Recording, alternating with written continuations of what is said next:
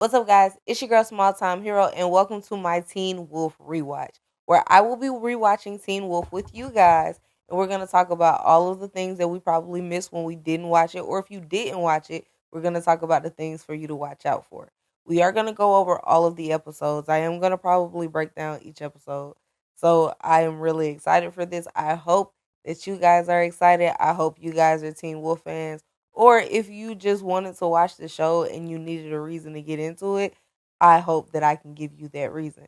So let's go ahead and get into it. Episode 1, Wolf Moon.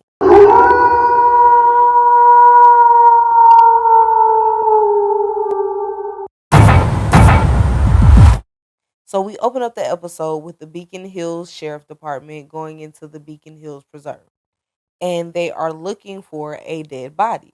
We find this out because we go to Scott's house where Scott is fixing his lacrosse stick because he has lacrosse practice tomorrow, which is the first day of school. So Scott hears a thud come through, and it's actually Styles who came over to tell Scott that he overheard his father say that there was a dead body in the woods and they should go check it out. So Scott and Styles decide to go to Beacon Hills Preserve. When they get there, almost immediately they're in the woods, and we find out that Scott has severe asthma. So, as Scott and Styles journey further throughout the preserve, they actually run into the sheriff. And we find out that the sheriff of the town is Styles' father, Sheriff Stilinski. So Styles is accosted by his father for listening in on the call and also being in the preserve. So once Styles is going with his father because he thought that Scott was out there, but Scott hid. So once Styles and his father leave with the rest of the police, with the rest of the sheriff's department, Scott actually falls down an embankment and he rolls and he loses his asthma pump. Because he loses his asthma pump, he's like uses his phone to find his asthma pump and he's shining his light and he actually finds the dead body. Well, the other half of the dead body. So after Scott finds the other half of the dead body, he freaks out completely. But he also hears howling and he sees red eyes in the distance. At first, he thinks it's just like a regular dog. Then he thinks it's like a wolf. And then the wolf attacks. The wolf attacks him and bites him singularly, only once. But we all know that if a wolf was going to attack you, it would maul you like a dog, like a mastiff, like a pit bull. It would maul you. So this wolf only bit Scott once. So Scott is able to like gather himself, he's able to gather himself his phone, and he runs out of preserve. And we flash into the next day. So now we are at Beacon Hills High School. And at Beacon Hills High School, we see Scott and Styles having a conversation, and Scott basically telling Styles that he found the dead body, but he also was bitten by a wolf. When Scott tells Styles that he was bitten by a wolf, Styles actually laughs at Scott and he's like, "You couldn't have been bitten by a wolf because wolves don't live in California, which is where the show takes place." So Scott says, "Well, it was something dog-like." And they, go into the school. So we pick up with Scott actually in class, and the teacher separates Styles and Scott from sitting next to each other. Scott's hearing is starting to like go crazy and it's trying to hone in. His hearing is actually becoming supernatural in real time. We're actually watching his powers develop. And so he is actually like his hearing is getting better as like he's sitting there. And so he hears a young lady speaking to someone on the phone outside of the classroom, which is telling us that his hearing is now supernatural, right? So he hears her talking and she's telling her mom she's okay, but she didn't bring a pen to school. So the principal comes up and he, brings her into the school. Well, lo and behold, she is actually in Scott's class. The young lady's name is Allison. The young lady's name is Allison Argent. That's very important. Allison comes into the class and Scott turns around and offers her a pen. And that is how we start that meet cute. So after that, we actually have an Easter egg. I want to tell everybody I am new to this Easter egg thing. Like I'm learning how to find them and how to watch for them. So just, give me a little grace with that kind of situation. But yes, I found the Easter egg was the lesson that the teacher was teaching. It's called Kafka's Transformation. It was written in 1915 or 1917, one of those. And it was about a man who was a door-to-door salesman, and some kind of way he goes through this transformation where he becomes a bug. And in the like story, he has to deal with being lonely and adversity from his family not like being disgusted by him and things like that.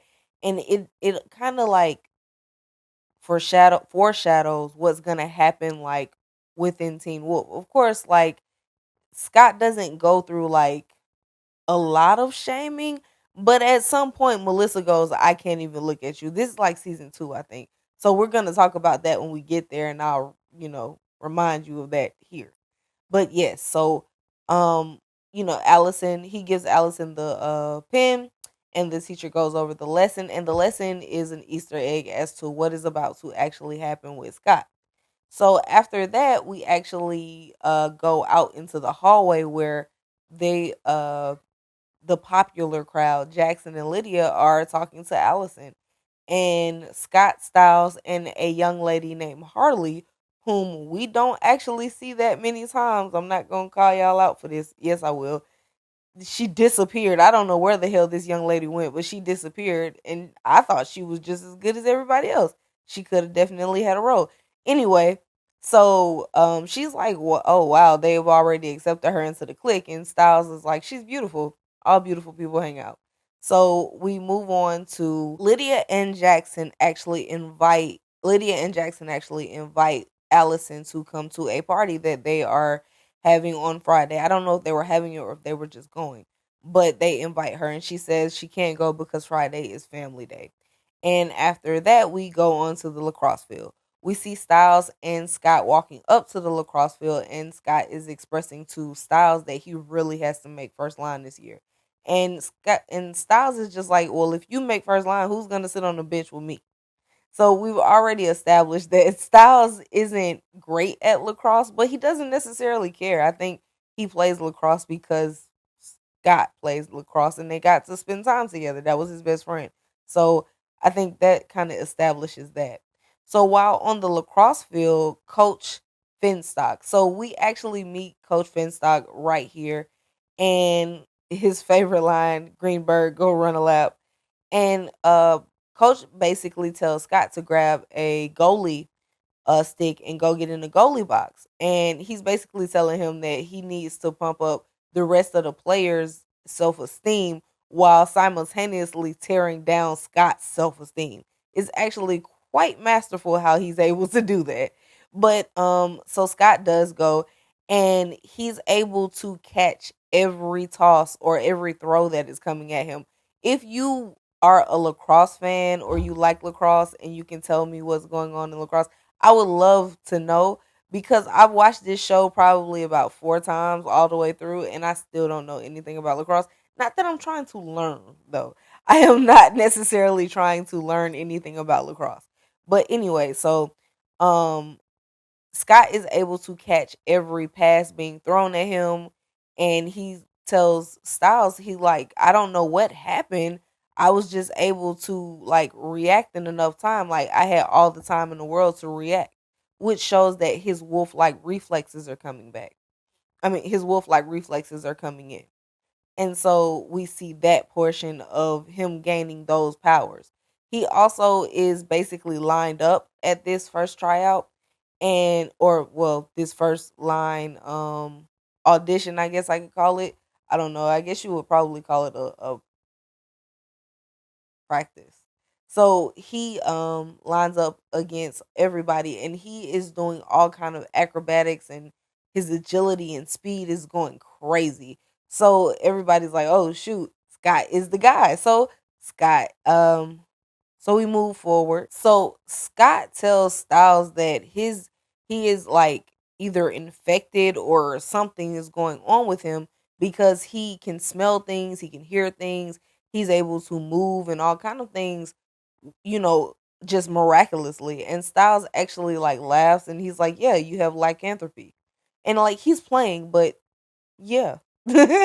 And Styles is like, it's so, Styles is like, you have lycanthropy, and Scott freaks out. He's like, oh my god, can you catch it? Like, is it contagious? What's wrong with me?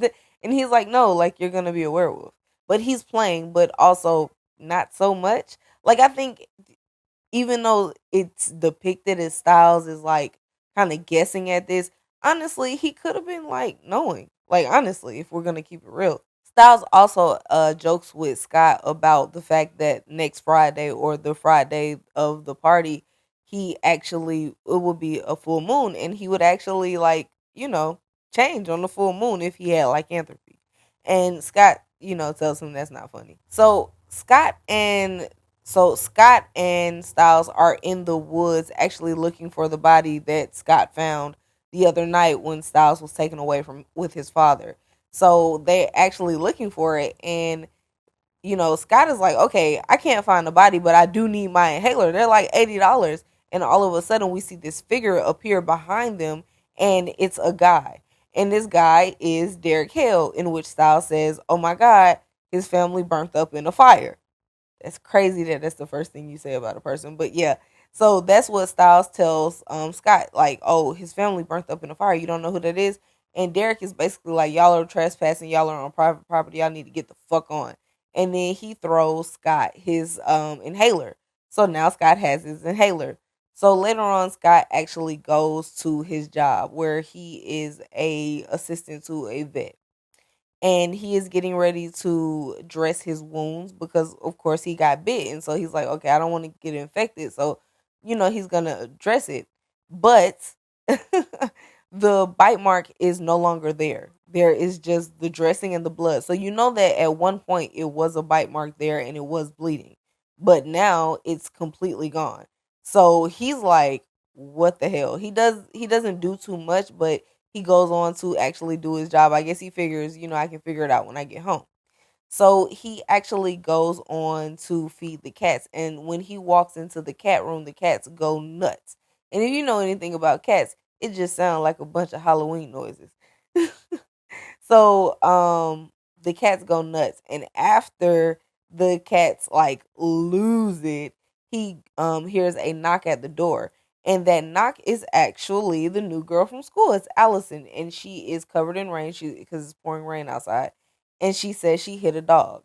And he's like, okay, so take me to the dog so that I can make sure the dog is okay. And she's crying, trying to explain that the dog is in her car. Here's my issue with this part. How in the fuck, if the dog was aggressive with you, did you get that goddamn dog in the car? Like, how did you make that dog get in the car if it was trying to bite you? Because, like, when she opens up the door and Scott goes to get the dog is very aggressive, but the dog is hurt. So Scott, like, actually does this. I don't think he knew what he was doing, but he shows dominance to the dog so that the dog can relax and understand it is being taken care of. So he glows his werewolf eyes at the dog. So now we've seen him We've seen him be able to hear incredibly well. We've seen him very, very agile. We've seen him be able to, basically have incredible reflexes. And now we're seeing his eyes changing. And we also saw the bite disappear. So all of this, if it was an equation, it would equal werewolf. Like, honestly, if it was an equation, like if I was taking the equation, I would say werewolf, right? So after he calms the dog down, he's able to fix a splint for the dog, and he gives Allison his shirt. So after everybody gets dressed because Allison didn't have on. After Allison puts on Scott's shirt, they have a conversation, and Scott basically asks Allison, he's like, hey, so is Friday really family night? And Allison tells him no, Friday is not family night. And she just didn't want to go to the party with Lydia and Jackson. And he's like, well, will you go with me? And she's like, yes. So so Scott and Allison actually have a date for Friday night, which, remember, is the full moon. After Allison leaves and the dog is fine, Scott goes home. He's really excited. He's very, very happy. I thought that this imagery, like the way they set up this imagery, was so cool because he literally, like, he's a wolf going to sleep up under moonlight. And I just thought it was cool. And literally, as he goes to sleep, he wakes up in the preserve. And we find out, like, well, he's naked in the preserve and he wakes up. And so, as he's like trying to leave because he hears howls, which would scare him, he's running and he sees these red eyes. So, I know that this isn't a dream sequence. This is actually something that's happening, but I don't know for sure if he actually saw the alpha or if he thought he saw the alpha. So he sees red eyes and he's running and he's not paying attention. He comes to a fence. He jumps the fence. He's in the neighbor's pool. So we find out that he was actually 3 miles from home and he doesn't remember going. So he had to have sleepwalk 3 miles. We do find out that the preliminary reports come back to the lab for the police and they find out that there are wolf hairs on the body. So after that, we flash forward to the second round of first line practice. So during these first round of elimination practices for first line, Jackson and Scott are basically like head to head, like going at each other completely, just Jackson and Scott. And Jackson, with every like blow of the whistle, with every reset, Scott's bloodlust and anger are rising and rising and rising. So much so that while Scott is, going head to head with Jackson, Styles is actually doing research on werewolves because he sees like Scott's everything changing. Like he can see the agility, he can see the ferocity, he can see everything changing. So at this point, Styles is like, I gotta find out what the hell is going on with my best friend. So he's doing a whole lot of research and he basically is able to tell Scott, hey, look, check this out.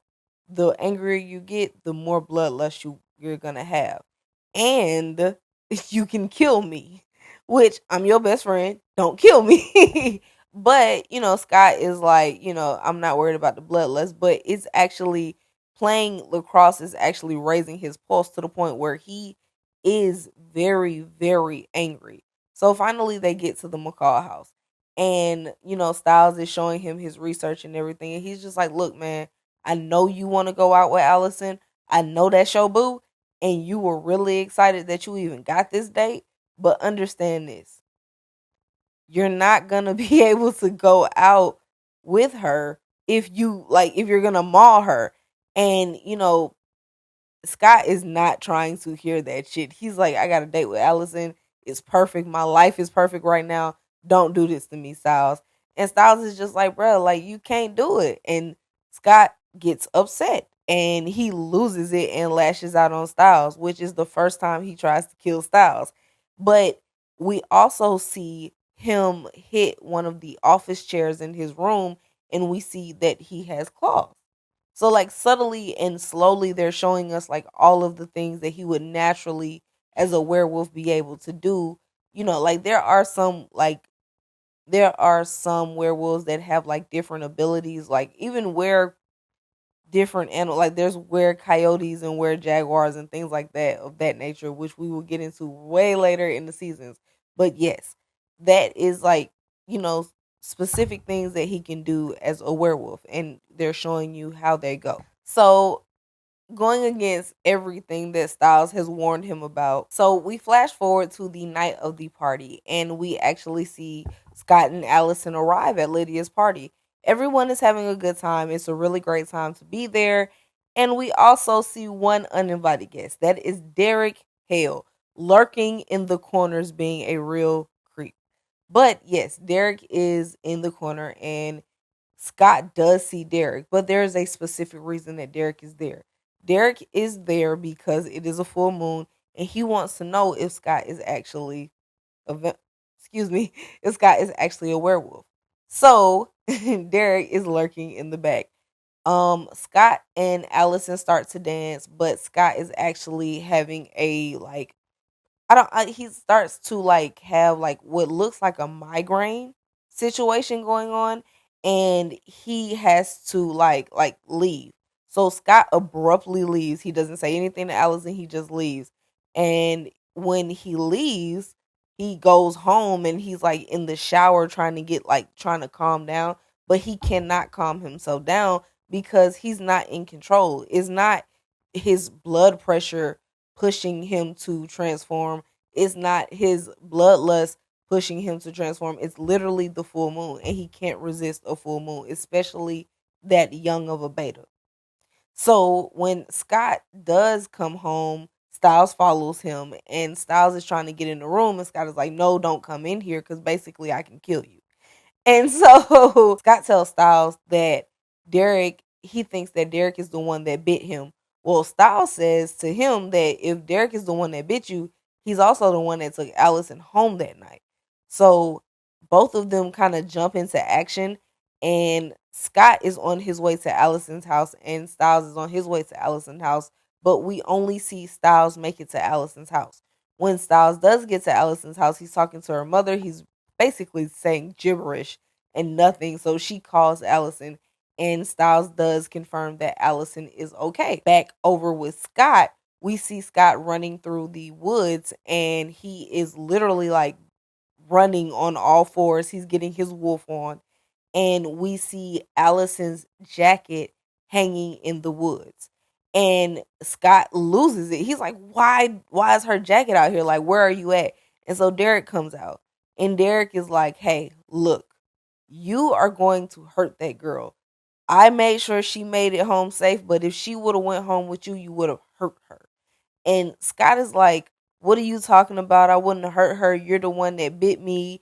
And Derek decides to go on this monologue about the bite and how it is a gift. And Scott is basically like, "I don't want your gift. I didn't ask for this." But as soon as, he's saying he doesn't want it, the hunters attack. And that's a portion that, like, is not a gift. Okay. If we gonna keep it 100, that's not a gift. The hunters are not. So the hunters use a flashbang. One thing to be noted is that when the wolves are actually in wolf mode, they only see, like, I don't want to say they only, but they see like within heat vision. Like, that's the way it's depicted to us. Like, they see heat, um they see heat signatures, almost like that's the way it's depicted. I'm gonna add in a clip so you can actually see it. But yeah, so when the hunters are hunting wolves, they use flashbang arrows in order to blind the wolves, which gives them an advantage over the wolves to be able to shoot them. So Scott is flashbang first, and then he is pinned to the tree, and we see the hunters.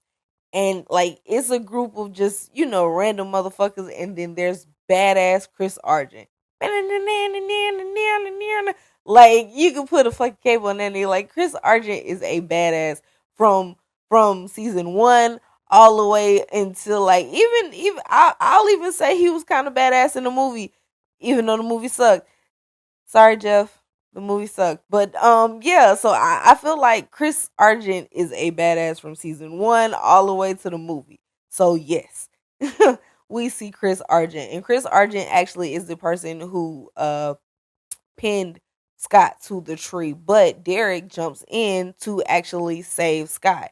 And so he takes out the hunters, and while Chris is trying to figure out where Derek is taking out the hunters, he basically frees Scott, and they run. So once they are able to get away from the hunters and regroup, Derek goes on this fucking monologue about how the bite is a gift, and that now him and Scott are brothers and all of this shit. And I mean, for the most part, it seems like Scott kind of buys it. It seems like Scott is like, "Yeah, we're brothers." But later on, Scott is at school, and he's talking to Styles, and he's telling Styles what happened. And uh Allison's parents pull up to drop her off at school, and Scott is really excited because she gets out the car. But also, her father gets out the car to close the door behind her, and we find out that Allison's father is Chris Argent. And well, duh, but we find Scott finds out for the first time that Allison's dad is the hunter that shot him, and he freaks the fuck out. So that is all of episode 1. I'm really, really excited to be doing these. I was trying to figure out if I wanted to do like one big episode where it's like 4 episodes encompassed, or if I was just gonna do single episodes. I mean, I don't necessarily have to pay for space on YouTube, so I could just do as many videos as I want to. So if you guys want to do cluster videos, let me know, and we can kind of see about the cluster videos. But if you guys like the single videos, let me know, and we'll talk about it. But yes, that is episode 1, Wolf Moon of Teen Wolf. Let me know if you have any questions. Let me know if you're watching. Let me know if this breakdown makes you want to go watch it, because I really hope so. I hope that this breakdown makes you want to go watch Teen Wolf, because truthfully, the first episode is a bit long, but the show itself is really good. Like I said, it's like one of those first shows where I watched from beginning to the end.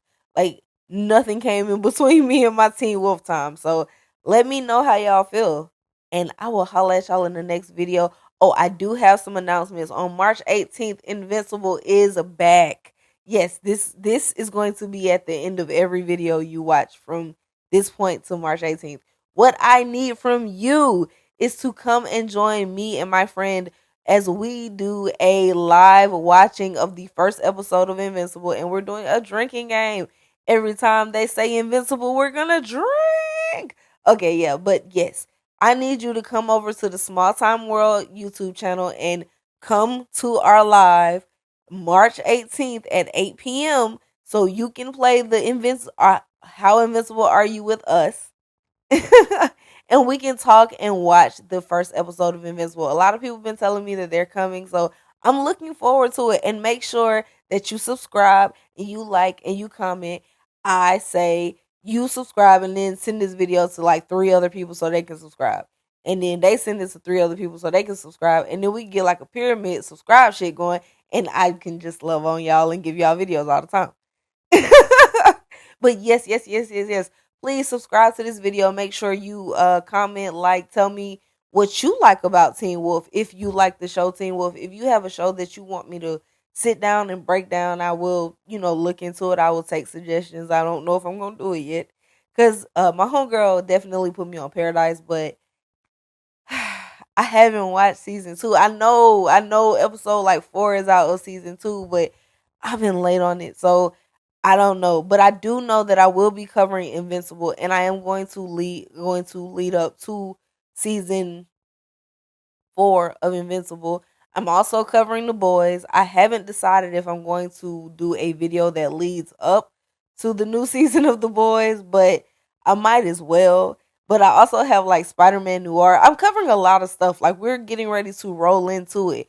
And like I said, Saturday morning cartoons is coming back. This week is Fillmore. Well, yeah, this week because I'm releasing on Saturday. So this week coming up is Fillmore. So I'm really, really excited about that. I hope you guys are excited. And I got a lot of content to come. So make sure you subscribe. Make sure you like. Make sure you share. Make sure you comment everything. Oh, and also you can follow me on Instagram at Small Time Hero. There is a underscore between the time and the hero because that's how long it takes for me to get to you. It's Small Time underscore hero on every platform. All all platforms. You can find me on Patreon at Small Time Hero. Yeah, so and the link is also in the bio. The link is also in the description of this video. So there's no excuse, honestly. I'm everywhere and you everywhere I want to be. All right, so goodbye. Arrivederci. Auf Wiedersehen. Ciao.